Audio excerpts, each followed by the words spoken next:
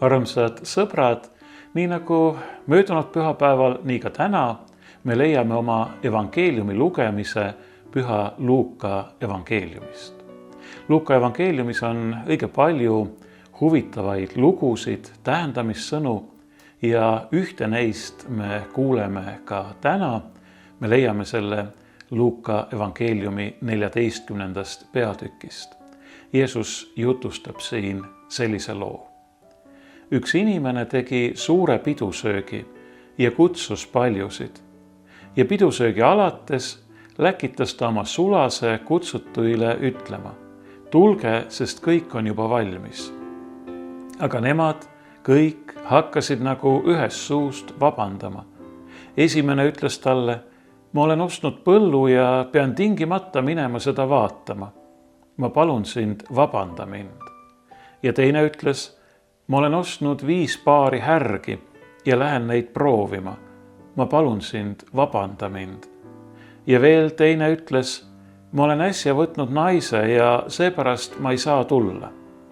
Ja sulane tuli tagasi ja teatas seda oma isandale. Siis koja isand vihastas ja ütles oma sulasele: mine kohe välja linna tänavatele ja teedele ja too siia vaeseid ja küürakaid ja pimedaid ja jalutuid.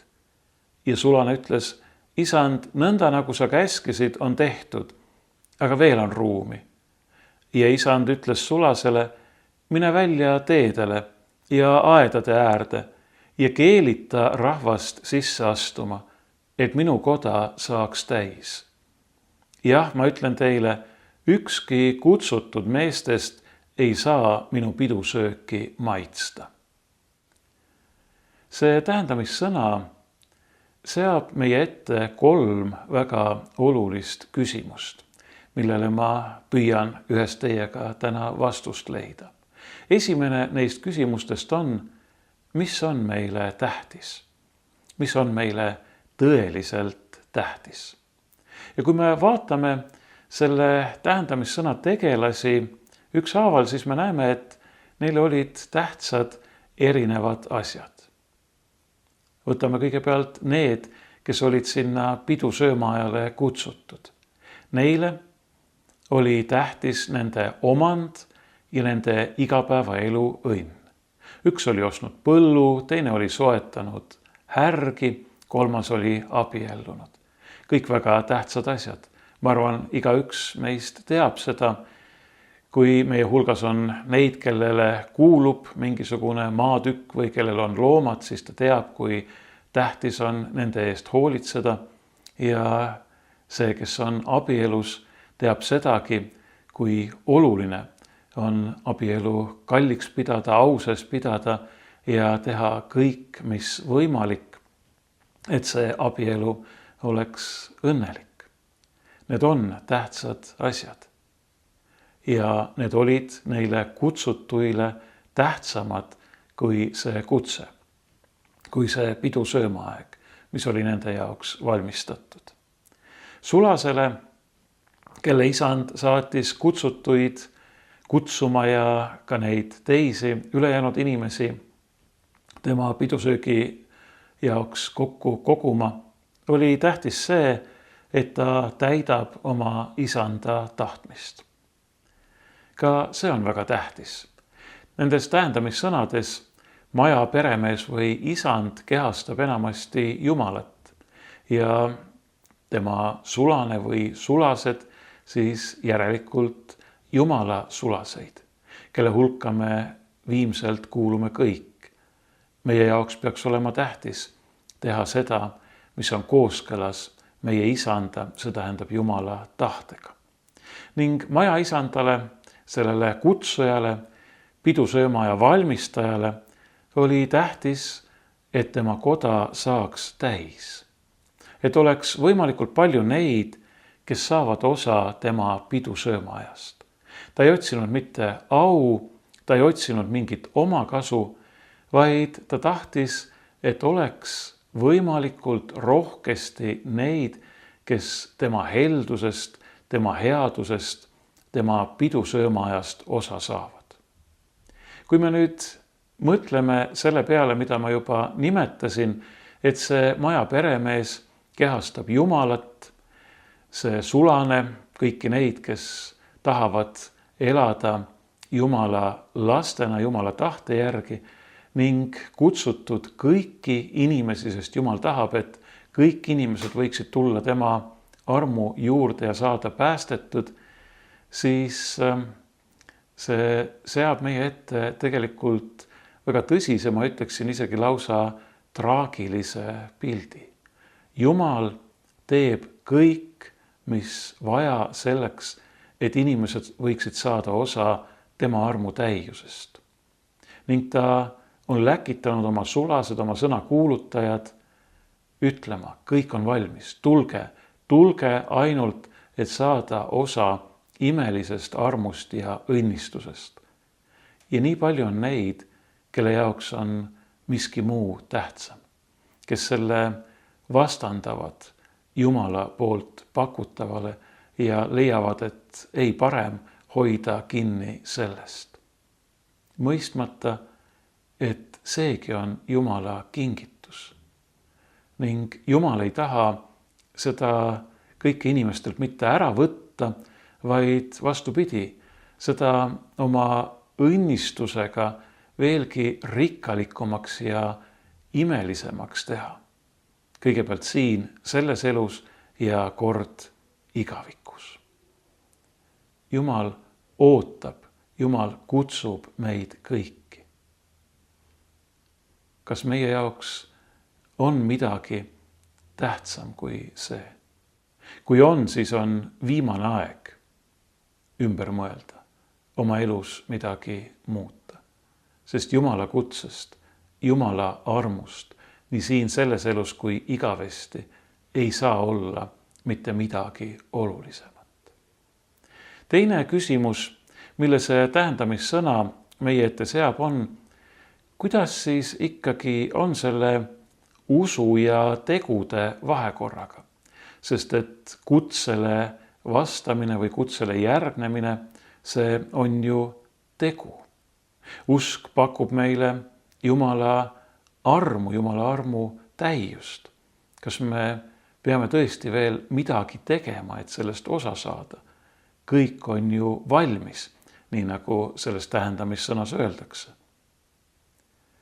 Aga mõtleme järele, kas Jumala armu vastuvõtmine ikkagi on tegu selles mõttes, nagu pühakirjas öeldakse, et me ei saa õigeks või õndsaks mitte tegudest, vaid üksnes armust.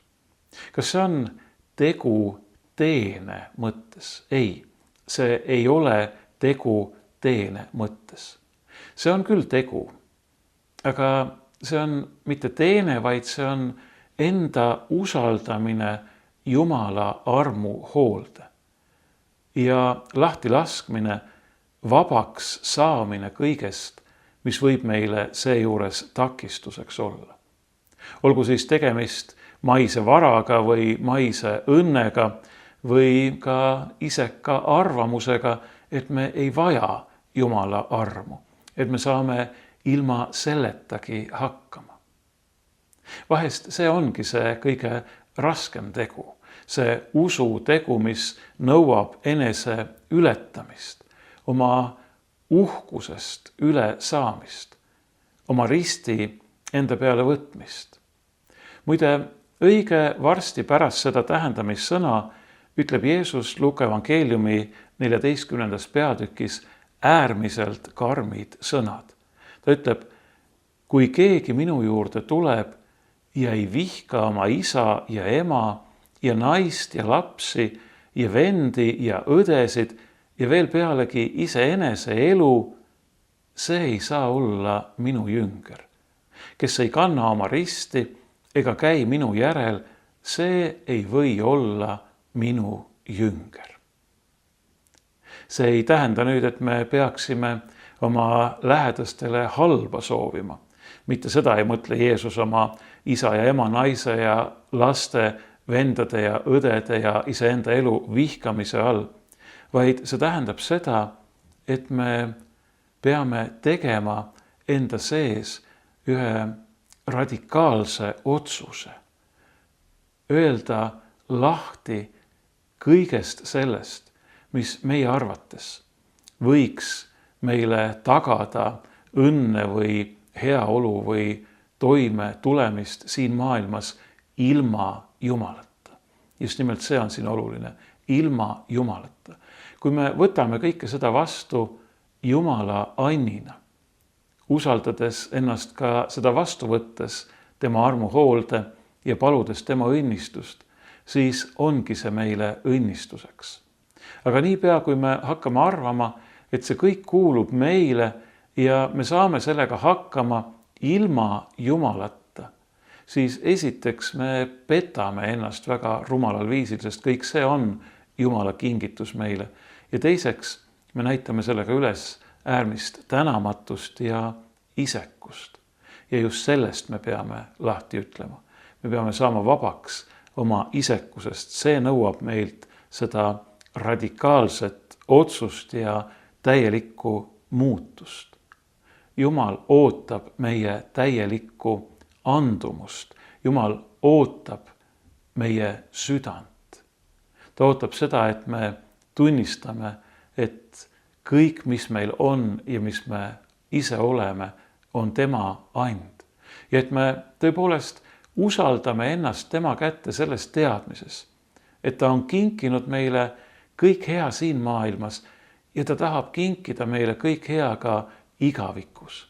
Nagu ma ütlesin, Jumal ei taha meilt midagi head ära võtta, vaid ta tahab seda pühitseda, kirgastada, täiustada. Just seda tähendab kutse tema imelisele pidusöömaajale.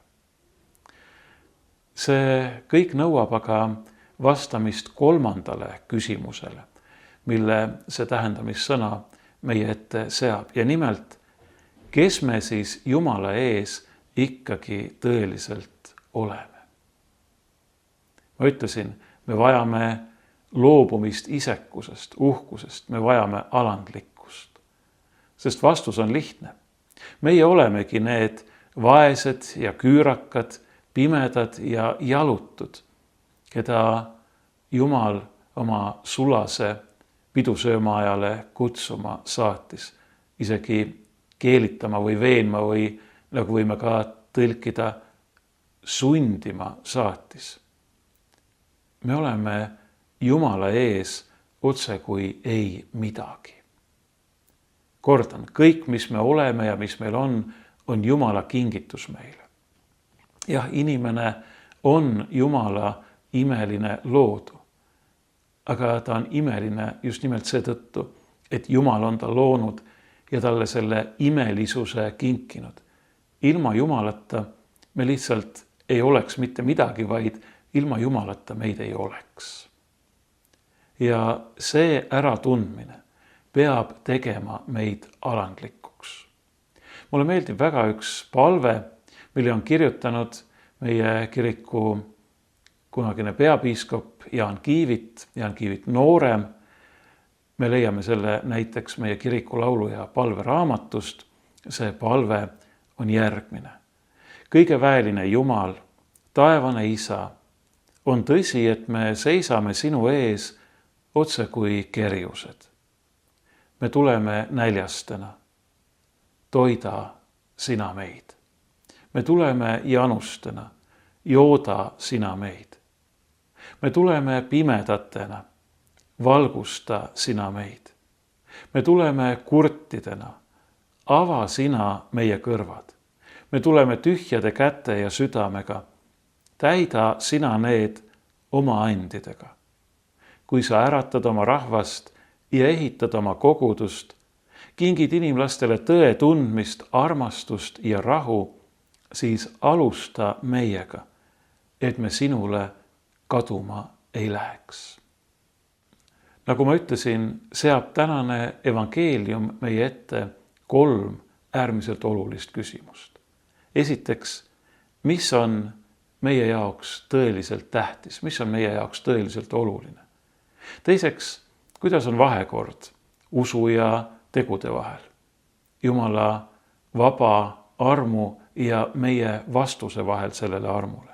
Ning kolmandaks, kes me ikkagi tõeliselt Jumala ees oleme.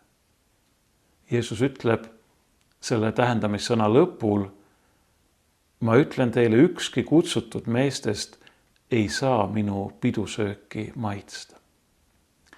Need on äärmiselt hoiatavad sõnad. Aga tegelikult on need sõnad ka julgustavad. Sest need näitavad, kui tähtis on Jumala jaoks see, et tema kutse vastu võetaks. Mitte tema pärast, vaid kutsutute pärast. Meie pärast. Selleks, et me kaotsi ei läheks. Selleks, et me teeksime enda jaoks selgeks vastused neile 3 küsimusele. Mis on minu jaoks tõeliselt oluline? Mis siis on minu jaoks tõeliselt oluline? Minu jaoks peaks olema tõeliselt oluline see, et ma õpin tundma teda, kes on mind loonud, kes on mulle kõik kinkinud ja kes tahab mind õnnistada igavese armu täiusega. Minu jaoks peaks olema oluline leida vastus ka sellele küsimusele, mida Jumal siis minult ootab. Mitte teenena, vaid just nimelt vastusena tema armule. Ta ootab mult andumust, ta ootab minu südant, ta ootab minult armastust ja tänulikkust. Ning kolmandaks, kes ma siis õige olen? Jah, ilma Jumalata ma olen küürakas ja sant, vigane, vilets, patune inimene. Aga mitte selleks ei ole Jumal mind loonud. Jumal on loonud mind selleks, et ma võiksin saada taevakirkuses osa sellest imelisest pidusöömaajast, kus mulle saab osaks Jumala armastuse täius ja tema kirkuse rikkus. Jumal tahab, et ma võiksin olla koos temaga igavesti.